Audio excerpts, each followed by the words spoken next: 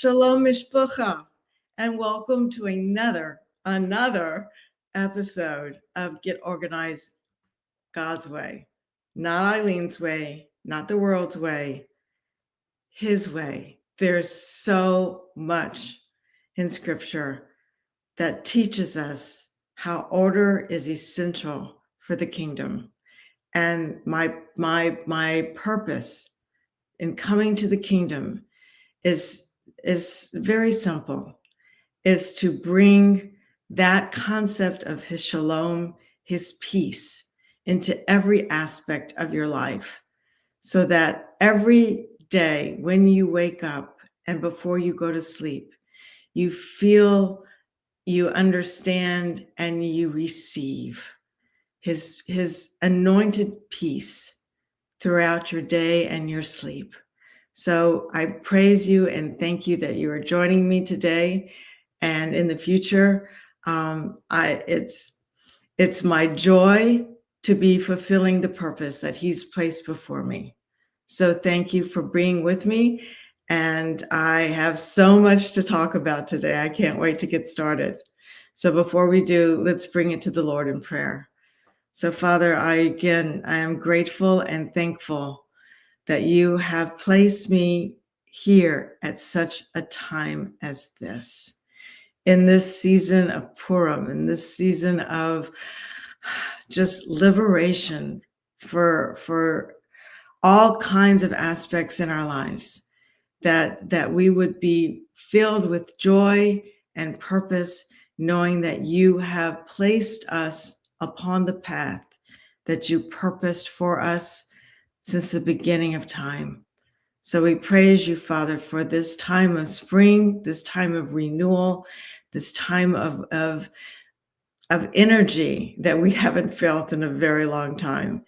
I ask you, Father, to fill my words with you. Let them not be Eileen's word, but Holy Spirit, just fill me with what your kingdom needs to know. And I praise you and give you all the glory in Yeshua's name. Amen. All right. So last week and this week and possibly in the next few more weeks, about a month and a half ago, I sent out a survey to several hundred of you that have subscribed to Eileen Koff Ministries. I think there's like 4.3 thousand, something like that. That's just crazy. Anyway, so I sent out this survey and I got so many wonderful answers that responded to them. And so I thought that it's not what Eileen wants to teach you, it's what you want to know about, which is really my focus for the next several episodes, to see exactly how far we get in each one. And there were so many questions and so many amazing testimonies that I received from you, that I want to share them. I want to share them because I want you to understand that you are not, number one, alone. That the majority, when you go into, services, that the majority of the people that you are sitting next to are sharing the same issues you are, but no one's talking about it. No one's explaining, what is really impacting their day-to-day. And I want you to know firsthand, you're not alone. I teach on Tuesday nights a Bible study in my home on Get Organized God's Way through my church. It's called New Hope Church in Durham, North Carolina. Hello, you guys. Okay. And they came and they could not believe that there were people like themselves that were sitting in the same room, that they were sharing the same issues and the same needs. And the way that made them feel of sharing their hearts, sharing their intimate needs, that they're not alone, that there are people that are struggling with it just as much as you are. And so that's why I wanted to do this survey, because I wanted to get a real strong indication as to what your needs were, and what as this purpose that God had placed in my life, how I can bring that forth to you. So I want to get started with this testimony that I got and read it to you. I'm going to be talking a lot from the notes that you wrote to me, and share those with you. So if you see me looking down and looking up, I'm reading from the notes because I don't want to forget those things that you have said, so that you can relate and you can understand. Everyone is dealing with the same issues. Okay. All right. So this one starts off by saying, Eileen, I want to thank you so much for responding to my comment on your video yesterday. I think that was probably from the last episode I did a couple of weeks ago. She says, I've been overwhelmed for so long. I've watched about 4 of your videos now, and I am feeling motivation and hope. And when I got home from work last night, I had a plan, okay, to get up and go around my whole house with a trash bag and get rid of all the trash. And then start small, like you said. Remember, sometimes I say, we go on a treasure hunt. Okay. So the things like the first thing you do is you take a big trash bag and you just go around the house, and you don't get rid, or you don't do anything except you look for trash. That's the treasure. You look for all the trash. And so when you're looking for all the trash, you put them in this big plastic bag and you go around the house, and you'd be amazed how fast that trash bag can get filled. Okay, so this is what she did. She went around the whole house with the trash bag and got rid of all the trash. And then she decided that she was going to start small. Remember, so many times I said, when you walk into a room and it's so overwhelming, where do I start, Eileen? Well, I always say to start small, and I'll get into that in a few minutes. She says, as I was settling down to eat dinner, I spilled an entire huge glass of tea and it went all over the rug and the floor. And I was so disappointed because it was going to be a major cleanup. Now, that is just so typical.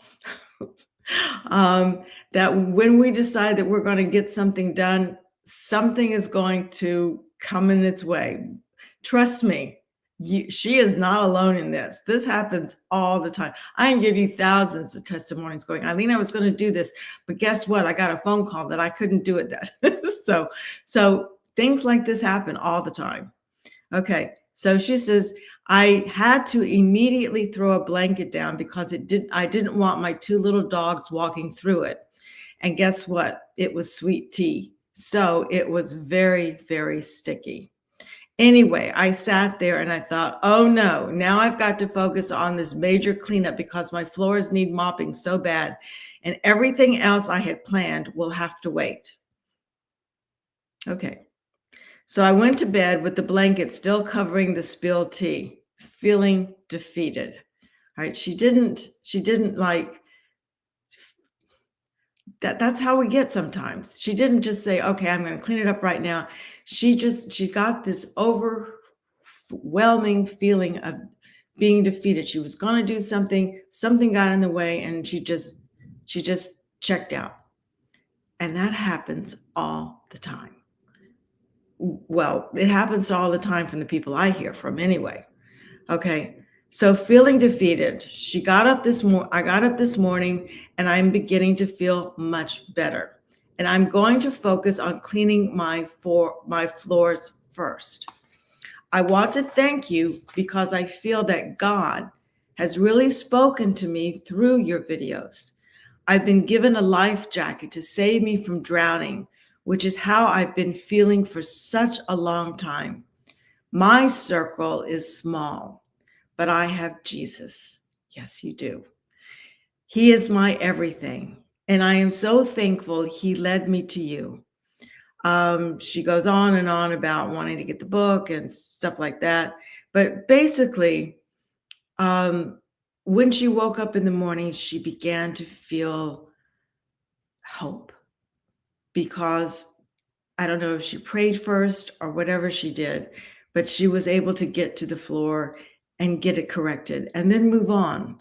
So sometimes, and I'm going to go through this in a few minutes, but sometimes when we want to get a task done, something major will come in its way and prevent us from uh, getting to it. Um, it happens all the time. So don't be discouraged. Just know that you will get to it. You will get to it in the right time, as long as you bring it to the Lord. And that's the bottom line in this ministry, is that, yeah, you're dealing with issues that are not your fault. I say this all the time. There's no judgment here. The world, the way of this world, generation wise, and the enemy of this world says what we're supposed to be happy with: stuff, materialism, activities, things that draw us away from from the Lord. And it's only when I hold up the stop sign and say, okay, I know you're feeling this way and you've been taught this way. It's not your fault. But let's hold up the stop sign and let's see what God has to say about the way you're feeling now. And in her defeat, I'm praying that she went to the Lord and said, I need help. So when I wake up in the morning, refresh my spirit so that I can get to the things that need to be done on that day. Okay, so I want to go through the questions that I asked. And the first question that I felt was really one of the most important ones was that one of the answers was, every week I'm mostly organized, but a few areas keep me tripping up. Okay, so I looked at the word tripping, okay, and I was looking, okay, is this a stuff on the stairs that's tripping you? Or is it just, mentally, is it tripping you up because you don't even know how to envision what you want to do? So this is very, very common, that a lot of people go, okay, Eileen, I've got this room done and this room is clean and this room is, but I can't seem to get to X. Why is this always tripping me up? Why can't I get to this? Well, I don't know. Generally, I have to get specific. So when I'm with a client, I always say, you know what is so important is safety.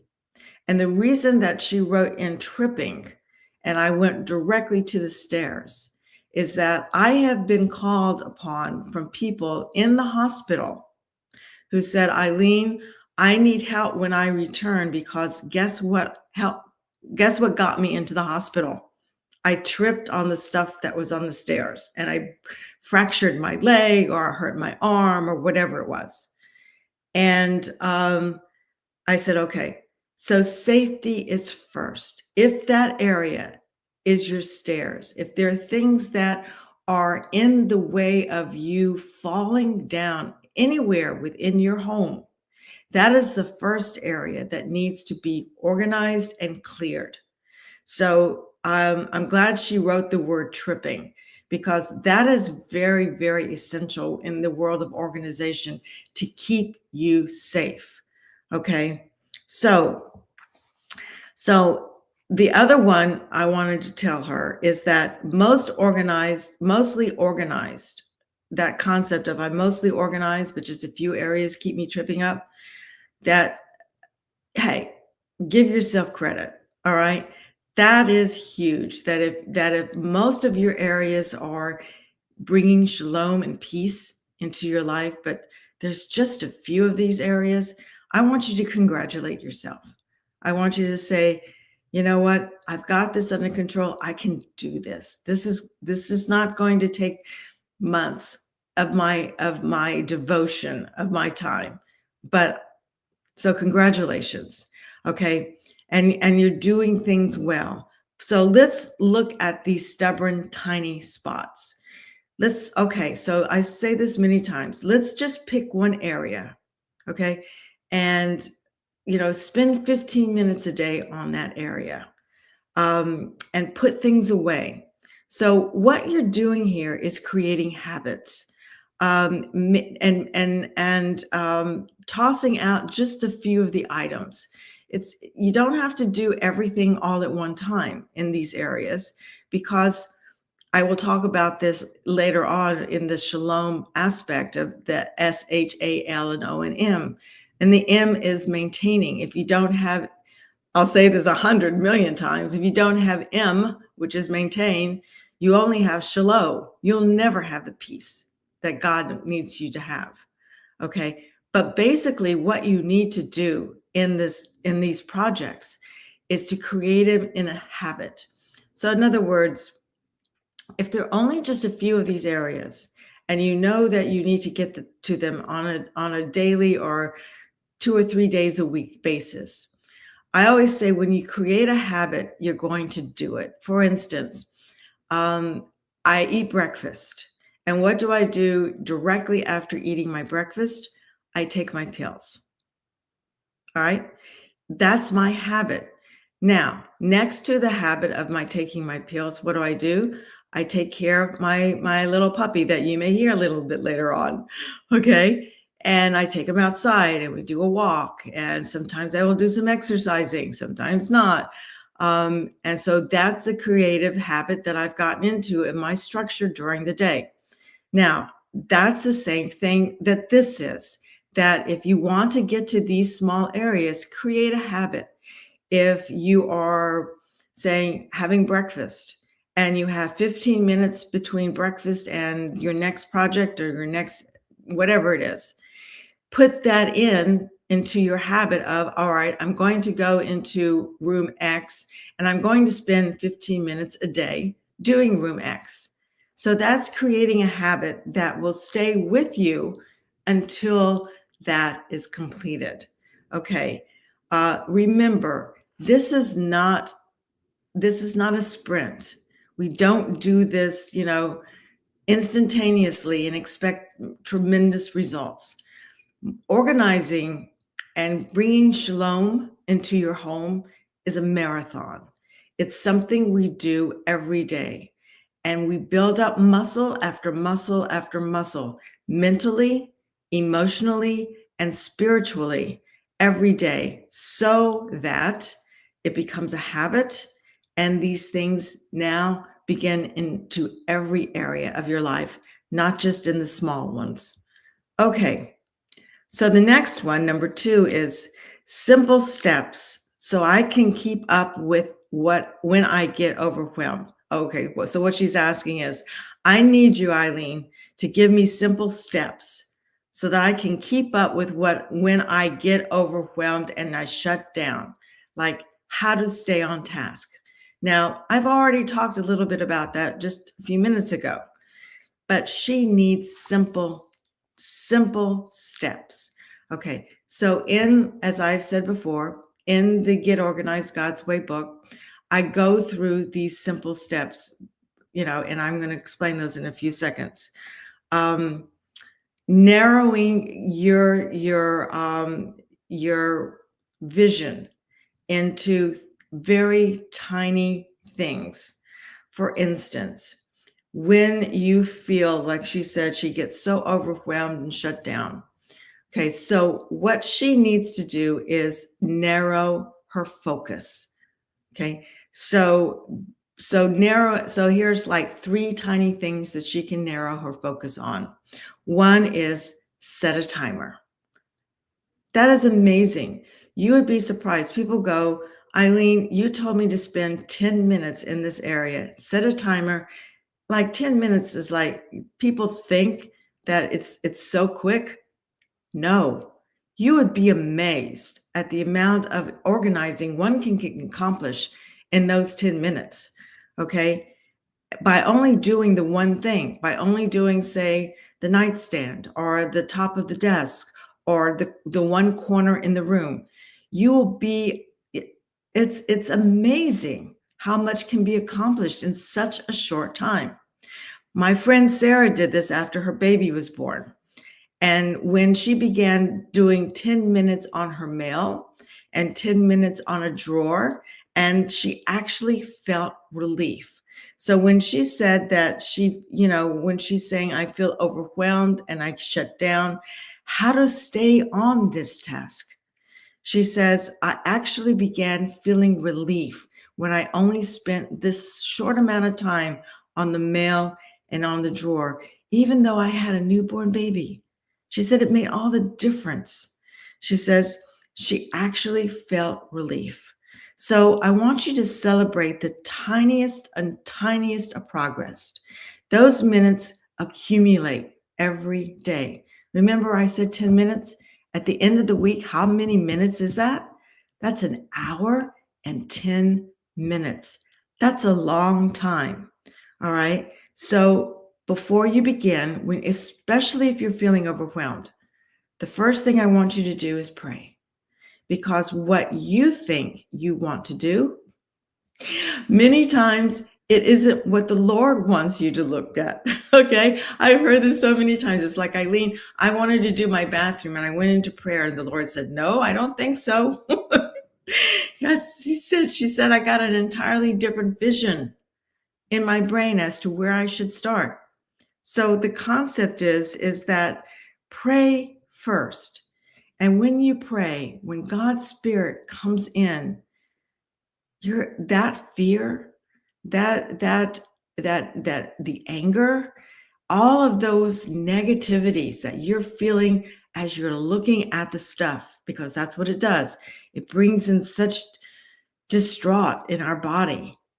And when we pray first,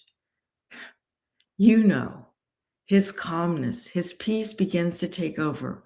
We hear him in ways that we just hadn't heard him in before. So always pray first. Okay. And give me 1 second. I think you can hear it. Okay. So the next question that I got, or the next question on the survey that I got, was several times a month. I've tried to get organized before, but it never seems to last. I'm not consistent. I'm not putting things in priority. But I just, everything keeps coming back. I could spend the whole hour on this one alone. Because this is so common. People will say, Eileen, I've tried to get my garage done. And the garage stays great for 3 months and then it's back to where it begins. Or I've tried to do the kitchen and I decided I was going to put my dishes in a different spot. And all of a sudden I couldn't remember and everything started going everywhere. And it was worse than when it began. So I try to get it organized, but it never seems to last. So with my class that I had on Tuesday, this was really one of the funny parts, was that I says, when you started this week, and we pick a project each week. And I says, when you started this week on your project, how many of you felt like a bomb went off in your home? Okay. And one of them didn't raise their hand. Okay. All of the other ones raised their hands. Like, why does it feel so intimidating that when we get started to organize, it looks so much worse than before we even started? And I said, well, there's a reason for that. And so basically, the concept is, before you get started in getting organized, before the bomb goes off, before things return back to where they were, like, why am I doing this when I know that I'm going to self-sabotage myself and things are just going to, become worse than what it was before. So why even start doing this? So, geez, like I said, I could spend hours on this one because this happens all the time. So Um, I write here is in a story is that if you've tried and it fades, don't blame yourself. Okay?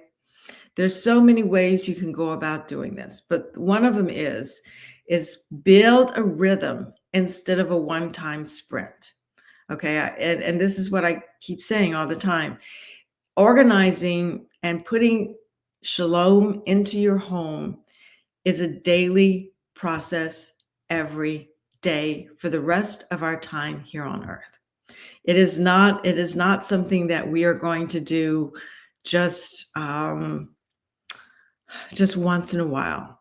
When we look at our sock drawer and it looks great, and then 5 weeks later it's back to where it began. Putting things back to where they began, the first thing you need to do is create a vision. Okay, and sometimes people like to make vision boards so that they can actually see what they want to create.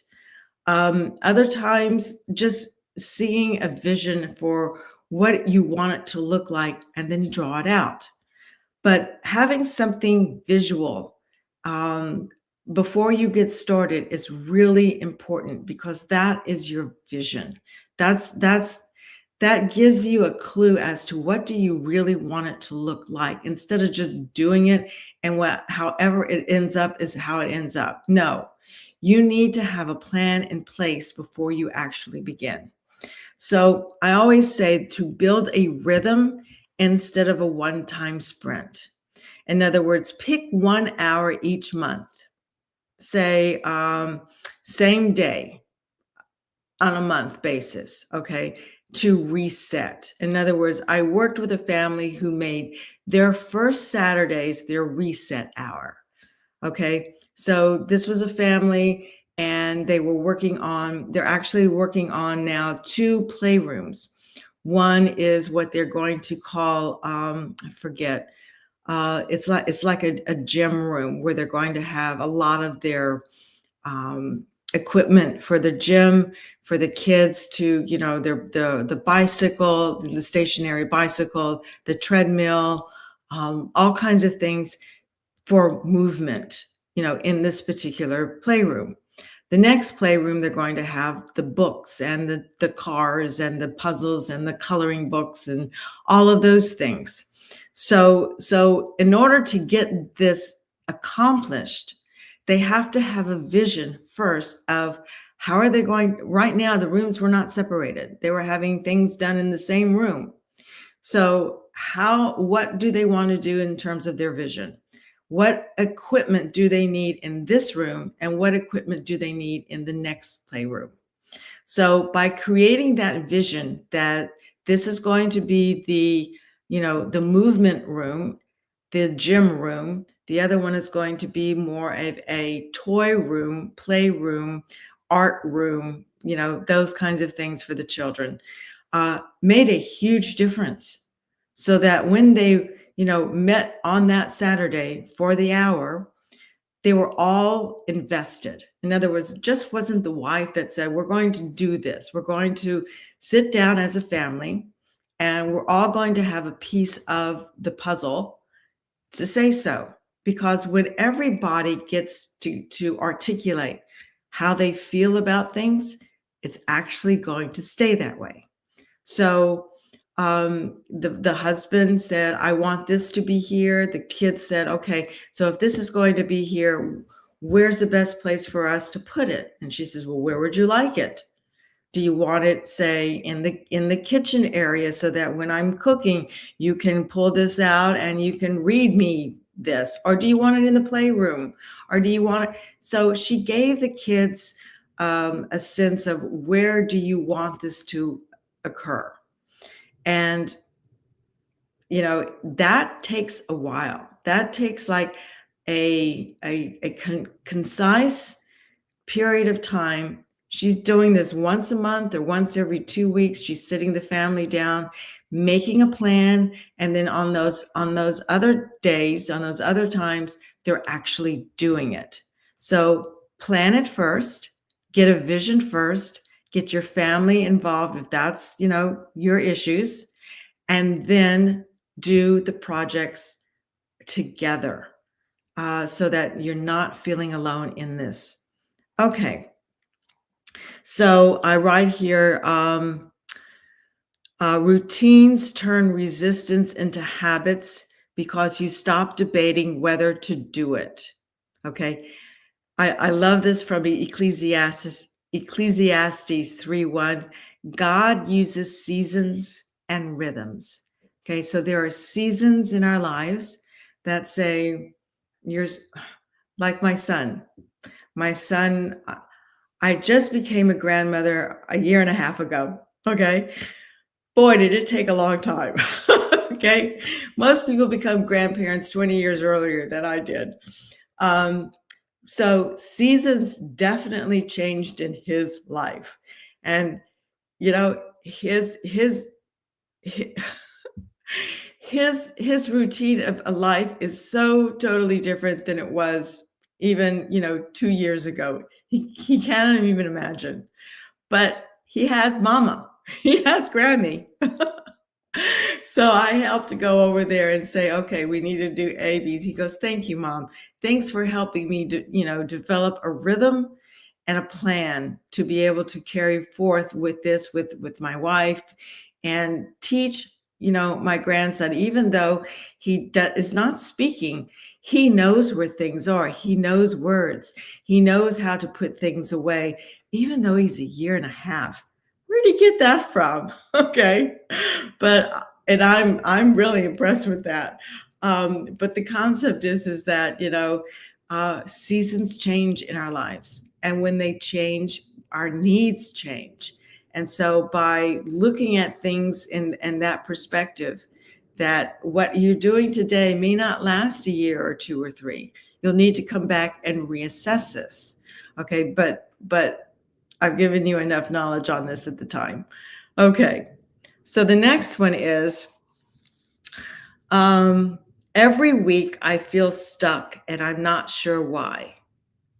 So I write here is that every week when you feel stuck and you don't know why, try a short, honest audit. Okay. So sit alone with yourself, take out a journal, say, what is the problem? You feel stuck. All right, what's keeping you stuck? Write it down. Keep it, get a journal out. When does this happen? Does this happen when you get depressed? Does this happen when there's bad news? When does this happen that you feel stuck and you just can't do anything?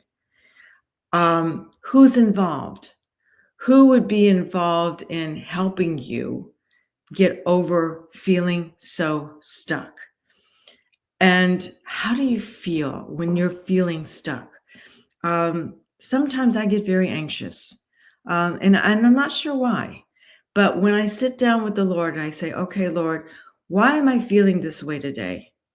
And when I hear from Him, it's like this big calm breath comes over me. And literally, I can breathe in and I can breathe out.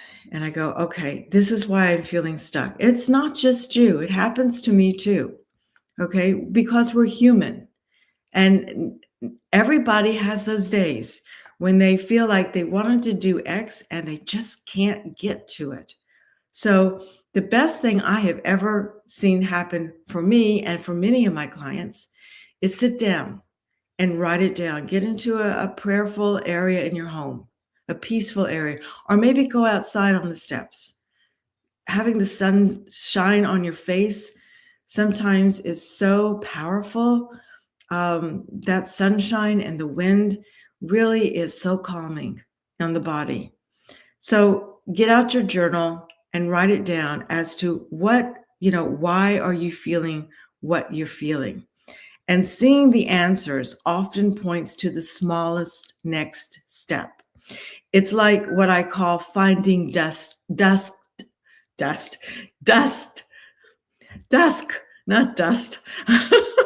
Finding dusk on your lamp. Okay. It's sort of like, Eileen, when you told me to just do my nightstand, and I went, what difference is that going to make? and I did it, the first thing I noticed was all the dust that was on the nightstand, like under the books and under the shade, the lampshade. It was so dusty, I couldn't believe it. And I said, and who's breathing in that that dust when you're going to sleep? She goes, I never realized what a difference it made. Just that small little area when I go to sleep, when it's clean and when it's organized next to my head, it makes all the difference in the world. And I go, yeah, it's like once you clean it, the light returns, doesn't it? She goes, in ways I never expected. So ask God for wisdom, right? That's in James 1:5. And then try one small fix. Okay, so the next one, I love this one. I love all of them, but this one is so common. She says, I just don't have enough time, right? Like my days are so filled. How am I possibly going to get to doing what I need to do? And the other ones was habits, routines, and staying consistent. I just don't have enough time. I don't have enough time to build in the habits. I don't have enough time to do the routines. Or stay consistent, Eileen. I don't have enough time. I hear this all the time, literally. Yeah, God gives everyone the exact same amount of time, 24 hours in a day, 365 or 364 days a year, depending on if it's a leap year or not. We all get the same time, right? Some of us make better use of it than others, but that's beside the point. Why, when I hear this is the simplest of answers. You may want to write this one down. When you say yes to something, all right, you look at your calendar. Okay. And I've done this past week, actually. I've taken my calendar and starting at 8:00 in the morning till about, 11 o'clock at night, I've divided it up into what am I doing when? Okay. That's one step you can do. So you can see what are you doing during the day that's causing you to not be able to fill it in with the things you say you want to do. What's causing that? I'm going on the computer a lot. Okay. I'm doing my Facebook a lot. Yeah. Internet is like number one sucking of time. Definitely. Do I have to go into it? How the enemy uses this? No, I don't. But the other ones could be, I have this sewing project that I've been wanting to get to. So I'm using this time to do the sewing project because this gives me such accomplishment. Okay. There's all kinds of things that when we actually put into black and white our schedule, and when we see exactly how we are spending our time, you can then see where are you saying yes to and where are you saying no to. So I always tell my clients, if you're saying yes to this, you're saying no to something else because we all have a certain amount of time during the day. So if you say yes to, I want to, and I do this I do this every day. After my breakfast, I go and work on puzzles. And sometimes the puzzles take 10 minutes. Sometimes the puzzles take 20 minutes. Sometimes the puzzles can take maybe 45 minutes. Not good, Eileen. Okay. I know better, but I'm just like you are. And I'm just trying to be honest and open with you too. So you can feel a sense of relief knowing, no one has to be 100% perfect all the time because we're not. But when we see it visually, when our brains can understand something that we are holding internally, then we can actually make a change. So when you say yes to the 45 minutes of the puzzle, I'm actually saying no to working on my book that I'm doing. All right. I'm doing another book. It's not a big one. I'll tell you about it in a little bit. It's not a big book. It's a small book, but it is a powerful book because it's actually going to show you the one thing that I keep hearing from you that you need the most. And what do you need the most? You need to know how to do it. All right. What are the steps, Eileen? How do I do this every day? Okay. From A to B to C to D. That's what the book's going to be on. So I'm about a quarter of the way through. I hope to get through it probably in about 6 months. Okay. So I'll keep you posted on that one too. Okay. But so in other words, by looking at the 45 minutes and saying, Eileen, you've spent too much time when you could have been spending it on something more important, I need to begin becoming aware of, okay, this is the time that I'm spending on the new book. This is the time that I have to put away the puzzles and go do what is important in my life. When I see it, when I visualize it, I can accept it a lot more than when it's just up in my head and I want to do whatever makes me feel good. Okay. So keep that in mind and write me if that's really going to make a difference in your life. Okay. The next one I love this. Okay. I start strong, but I lose momentum. All right. That's like, yeah, we all have the momentum issue. Okay. So this is so common. So I always tell people to plan for the slump. Schedule a check-in session at least 2 times with a friend. It's called what I've asked my students in my home. The second week, not the first week, but the second week that we met, I said, what you need to do is pick someone in this room and find that person that you're going to be comfortable with and make them your accountability partner. And they went, what? I said, because every week I give them an assignment, and every week they're to pick a small area in their room and they write down what they're supposed to do. And then they're supposed to become accountable to their partner that says, did I get to it? What's keeping me from it? Was I able to accomplish more than what I thought I could? What I start the lesson off with what I call challenges and praises. What didn't work and what did work. And when you bring this to an accountability partner, whether it's a family member, whether it's a friend, whether it's someone, anybody that you feel comfortable that's not going to judge you, that's going to be, encouraging you along this process, it's going to make a huge difference in keeping the momentum going. I absolutely love the fact that the relationships that you are creating with your accountability partner is one that is very close knit. Okay. And what did Yeshua say? The most important thing in scripture, he said, was to love your God with all your heart, your soul, your mind, your strength, and love your neighbor as yourself. The bottom line is that we need to be interconnected, interwoven with one another. And when we bring these challenges that are happening in our life and we expose those to someone else who can understand and encourage us, what's happening with that relationship? It's growing very close. It's growing very strong.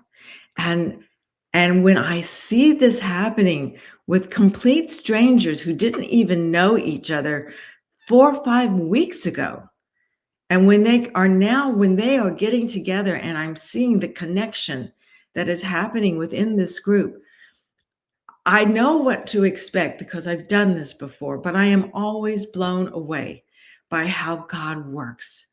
His miraculous intervention of these relationships is so meaningful and so beautiful, because it isn't just surface stuff that they're talking about. It's stuff has a way of bringing out who we are in our lives. And I've said that before in so many different ways, is that it's it's not what we do that matters. We talk about character a lot. It's not what we do, it's not what we say, but it's how we live our lives. People look at what we are, how we are living our lives by showing up who we really are. Okay. And so when these people are getting together and they are conversing, during the week, not just during the week, just not that one day a week, but conversing over the week as to what is truly happening in their lives, they are growing stronger and stronger and stronger by the week. And that's what I'm saying to you, is that when you start strong and you've got all that momentum going because you feel the presence of the Lord, you feel the peace that is happening, and it's so it's I wish I had words that shalom creates in one's home. It's beyond words. But then you lose the momentum. Then it's sort of like, I can't do this anymore. I'm tired. And when you have an accountability partner that keeps you motivated, it makes all the difference in the world. So that, and that's just so important. Okay. So next one. Love this one. Sorry, do I keep saying that? Okay. You want to keep it. Okay, wait a minute. Okay. Where is it? Okay. You want to keep it, but you have no more space to house it. Is that you? You want to keep this item, but where am I going to put it? All right. So when everything is full, okay, try the one in, one out, and a 30-day maybe box. Okay, so let me explain what this is. When everything is full, let's take the sock drawer story, for example. The sock drawer is so full. If you put in one more sock, you're never going to see what's in there. Remember that story that I told you about months ago? Instead of continuing to put more and more and more things into an area, as you begin to put one thing in, take one thing out. For instance, another thing besides socks is what I see in kitchens all the time, no exceptions. Coffee mugs. Okay. Are you laughing? Yeah. I have the same issue. Okay. I love coffee mugs. All right. But I have my favorite. So when someone gave me a coffee mug the other day and it showed up, I went, gee, am I going to keep this extra coffee mug? I don't think so. Okay. So if I was going to put it in my container of mugs, I would take one thing out.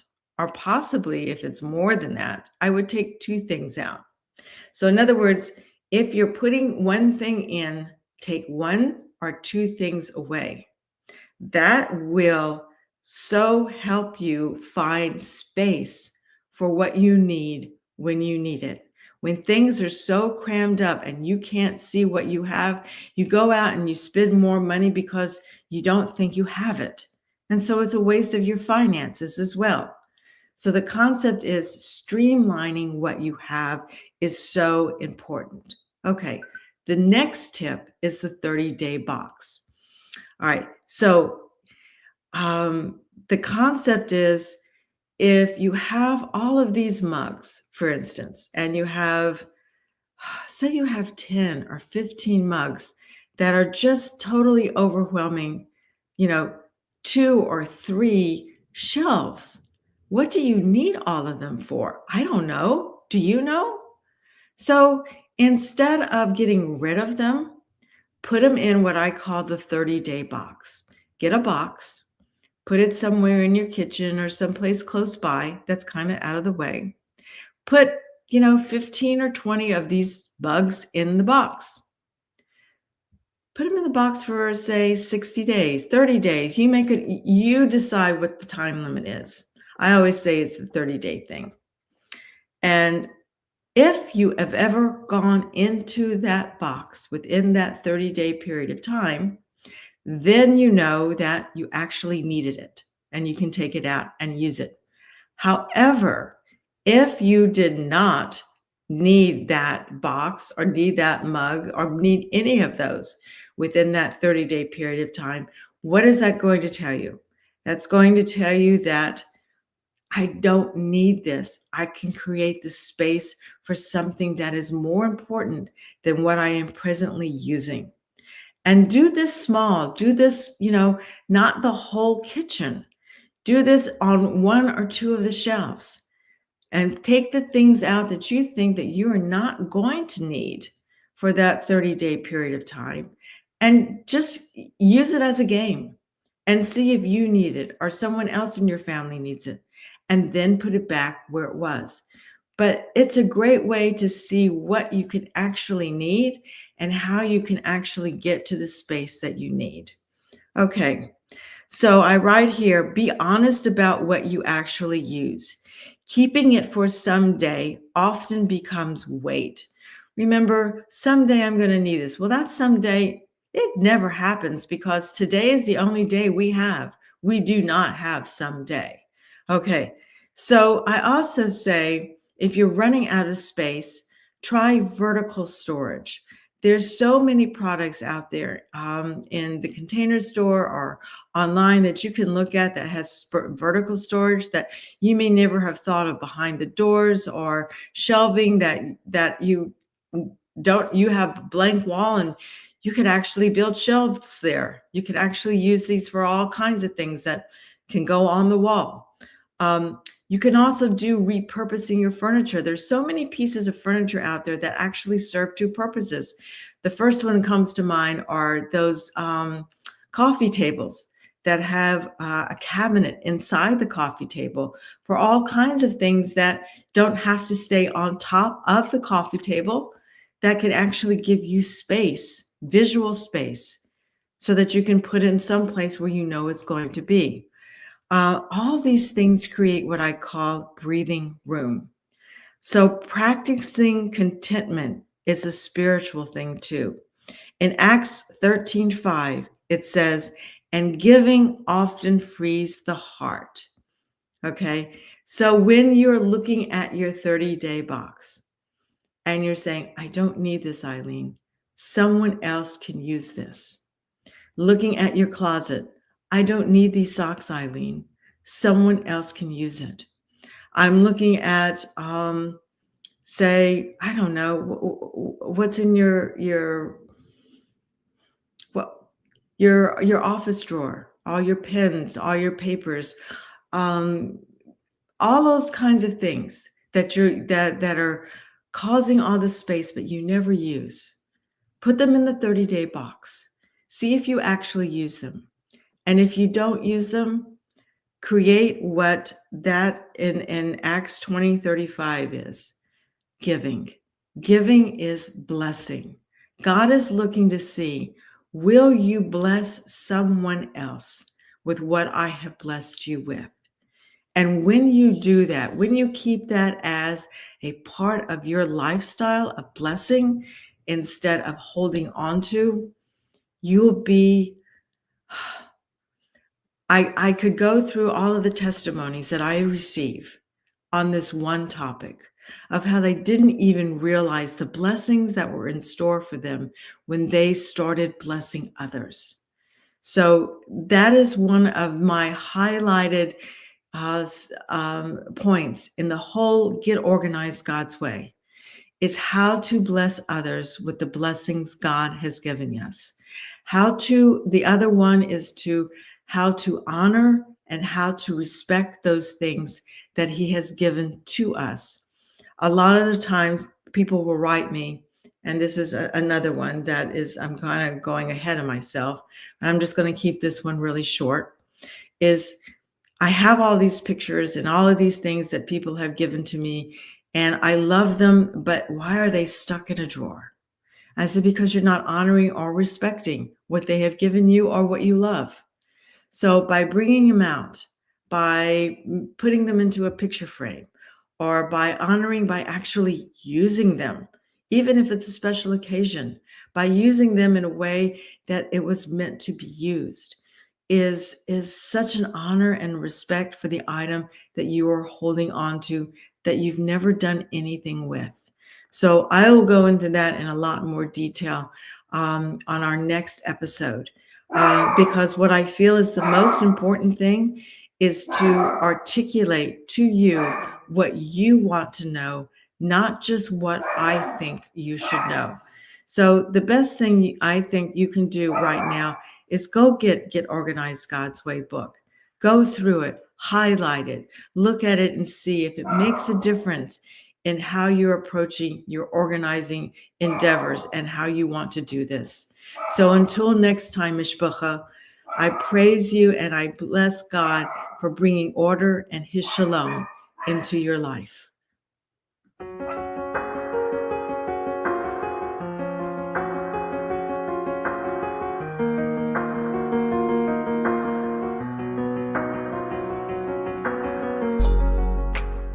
If you missed today's show or want to watch it again, or want to tell someone where they can watch this episode, go to lambnetwork.tv, where you will find this show and all the other live Lamb show archives in the on-demand section of the website. Thank you for watching, and don't forget to tell someone about the Messianic Lamb Network.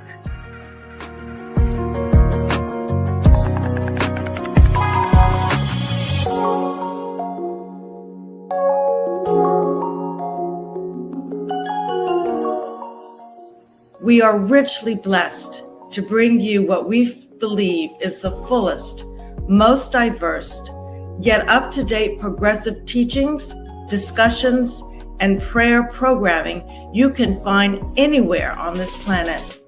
Be sure to take the tour of the lambnetwork.tv website.